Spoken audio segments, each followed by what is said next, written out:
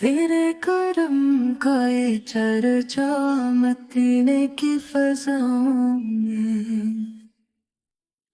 جہاں سکون ملتا ہے تیرے در کی ہواؤں میں۔ محبت تو کے دریا کو تو نے بہا دیا، گناہ گار دلوں کو بھی تو نے جلا دی۔ Your mercy flows like a boundless sea, a beacon of hope for humanity. Your kindness heals every broken heart, from your light the darkness departs.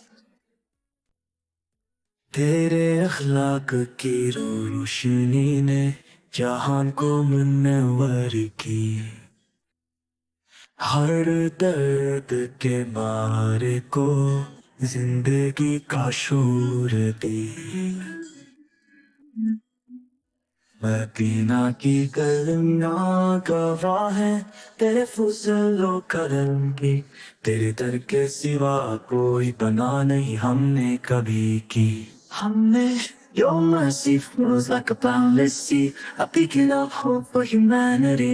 Your kindness heals every broken heart, from your light the darkness departs. غربت کی گلیاں کو تو نے بہا دیا، گناہ گار دلوں کو بھی تو نے جلا دی۔ ہم بھی تیری رحمت کے سائے میں جینا ملا، ہمیں تیرے قدموں سے چلنے کا سکینہ ملا۔ نبی کے عشق نے دنیا کو بھلا دیا، یہ دل مدینہ کی چاہت میں بسا دی۔ Beneath your mercy we find our peace, true love for you all sorrow cease. This heart now beats with devotion true, the war forgotten as we fall in.